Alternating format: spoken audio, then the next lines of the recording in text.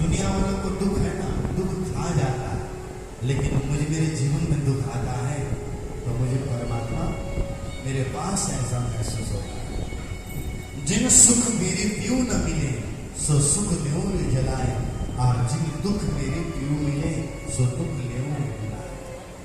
जिन सुख में मेरे परमात्मा नहीं मिलते ऐसे सुख को मैं आग लगा दूं, और जिन दुख से मेरे परमात्मा मिलते हैं ऐसे दुख को मैं बार बार भुला दूं।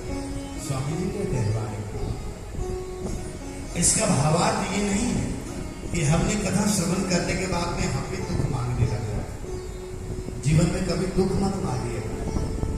हाँ, एक आदत अपने जीवन में हो जाने, एक आदत लगा लीजिए कि एक आदत हमारी ऐसी हो क्योंकि जो भी मिले उसको स्वीकार करें।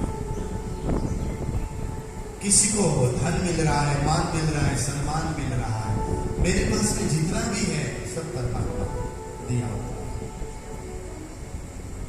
सारी दुनिया परमात्मा की झोली फैला रहे थे तो किसी की झोली में दुख मिला तो किसी की झोली में सुख मिला। दुख भी मुझे प्यारे हैं, सुख भी मुझे प्यारे हैं, छोड़ू मैं किसी भगवान दोनों ही तुम्हारे। कई बार क्या होता है, हम हमारे जीवन में दुख आता है ना, कई माताएं और भाइयों में जब हम नहीं मानेंगे भगवान हमारे जीवन में दुखी तो क्यों है? हमने इतने जीवन पूजा पाठ किया, 2 महीने से पाठ कर रहे हैं, 1 साल हो गए, 2 साल हो गए, 5 साल हो गए, जीवन भर के हम लोग यही दुख पाते रहेंगे। पूरी जिंदगी पाठ करते करते, उनके याद करते करते और मंदिर में जाते जाते भी क्या तब भी हमारे जीवन में सुख नहीं आया, इसलिए हम नहीं जाएंगे, मंदिर नहीं करेंगे पूजा पाठ। ऐसे कहते हैं। देखिए, दुख और सुख तो शास्त्र और संत कहते कुछ अपने प्रारब्ध के हिसाब से मिलेगा। हम एसी के कमरे में बैठ करके मोबाइल में केवल बातें करके लाखों और करोड़ों रुपया कमाते हैं, और एक सुबह से लेकर शाम तक मेहनत करने पर भी कमा नहीं पाता, केवल 200-300 रुपये कमाता है। तो ये सब प्रारब्ध का खेल है, माता पिता का आशीर्वाद। इसीलिए जीवन में दुख आए तो घबराना नहीं है, प्रारब्ध है। लेकिन आज मेरी भक्ति, आज मैं भक्ति कर रही हूँ या मैं भक्ति कर रहा हूँ तो मेरी पूजा पाठ, ये भजन कभी भी खाली नहीं जाता। खाली नहीं जाता तो आज मुझे सुख क्यों नहीं मिल रहा? क्योंकि देखिए, सुबह से लेकर शाम तक दुकान में जाकर के बैठते हैं तो शाम को घर आते वक्त हम पैसे लेकर के आते हैं।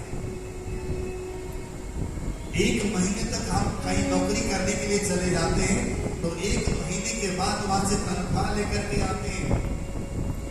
जिस दिन जाएंगे और उसी दिन फैक्ट्री वाले आपको, कंपनी वाले और आपको पूरी तनख्वाह नहीं देंगे। दुकान में भी सुबह से लेकर शाम तक मेहनत करना पड़ता है, खूब मेहनत करना।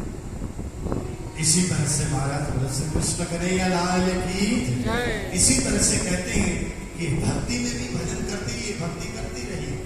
ये मत देखिए, हो सकता है आपने इस जन्म की भक्ति और आपको अगले जन्म में खूब शक्ति और सब कुछ देगा। हारा ना, आज छोड़ देंगे, परीक्षा में पास होने ही वाले थे इसलिए आप छोड़ दिए, आज ही छोड़ दिए, कल करते होते तो पास होने वाले थे लेकिन नहीं किया, छोड़ के। इसलिए यहाँ पर माता कुंती ने कहा हमें दुख चाहिए, लेकिन हम जो कथा सुन रहे हैं, सुना रहे हैं, जीवन में कभी भी दुख मत मांगना। लेकिन जब मंदिर में जाए, कहीं कथा में जाए, प्रवचन में जाए, वह जाकर के उनके चरणों में प्रणाम करके यही कहें, बस तेरे भरोसे मेरी गाड़ी धो जाने तेरा काम। ये घर परिवार संसार जितने भी हैं हमने तो आपके चरणों में समर्पित कर दिया है, और आप अब जैसा रखना चाहो रख लीजिए, हमने सौंप दिया।